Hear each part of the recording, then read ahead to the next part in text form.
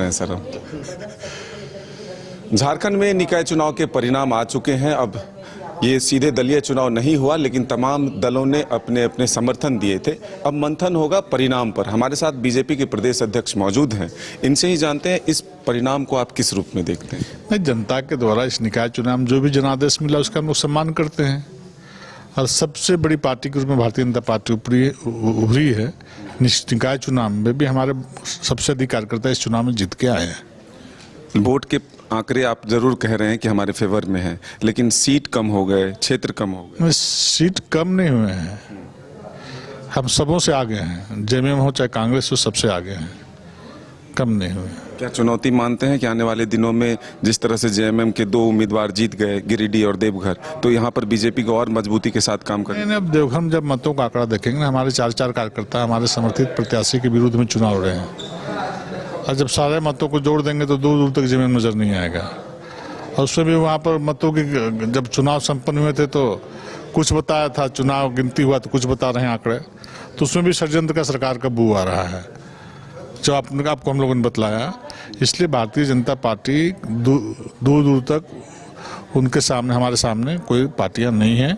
वो नगर निकाय चुनाव पहले मजबूत था, पूरा झारखंड हम भाजपा मजबूत थी, आज भी है। आपके प्रदेश अध्यक्ष बनने के बाद पहली चुनाव था ये।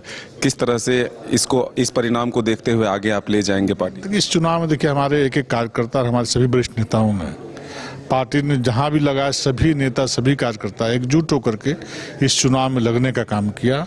और मुझे लगता है कि आम लोगों का कहना है कि भारतीय जनता पार्टी कार्यकर्ताओं ने एकजुटता के साथ इस चुनाव में प्रदर्शन करने का काम किया है और रिजल्ट भी जो आया है, अगर मतों का प्रतिशत देखेंगे तो जेएमएम कांग्रेस से बहुत ऊपर है। बीजेपी मुखरता के साथ सदन में, सदन के बाहर आवाज उठाती हुई नजर नहीं आ रही है। कह रहे हैं कि हमने ताला लगा दिया विपक्ष के मुंह में, सत्ताधारी दल के।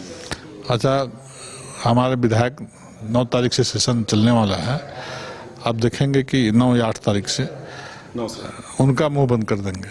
मुद्दे हैं आपके पास? निश्चित रूप से ये मुद्दे ही हैं, क्योंकि एक भी ऐसा कोई काम नहीं किया है जो विधानसभा में बेहतर तरीके से जवाब दे पाए।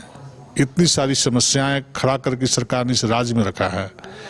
ये जन विरोधी सरकार है, महिला विरोधी सरकार है, युवा विरोधी सरकार है, किसान विरोधी सरकार है, ये झारखंड विरोधी सरकार है, सभी समाज सभी वर्ग विरोधी सरकार है। 400 रुपये में गैस सिलेंडर देने का वादा किया था, क्या हुआ तेरा वादा? साल भर बीत गए, गैस सिलेंडर का 400 रुपये में देने का प्रावधान आपने बजट में क्यों नहीं किया है? विधायक दल की बैठक कब करेंगे? बहुत जल्दी, होली के बाद तुरंत होगी, क्योंकि सभी लोग अभी इधर व्यस्त थे, इसलिए विधायक दल की बैठक नहीं हो पाई थी। विधायक दल की बैठक हो जाएगी। तो ये थे बीजेपी के प्रदेश अध्यक्ष आदित्य साहू जी, जो साफ तौर पर कह रहे हैं कि सरकार को घेरने के लिए कई विषय हैं, सदन के भीतर और सदन के बाहर हम आवाज उठाते रहेंगे। तो अब देखना होगा कि आने वाले दिनों में इसका परिणाम क्या निकल कर आता है। अपने सहयोगी दिनेश के साथ मदन सिंह, न्यूज़ बाइस्कोप, रांची।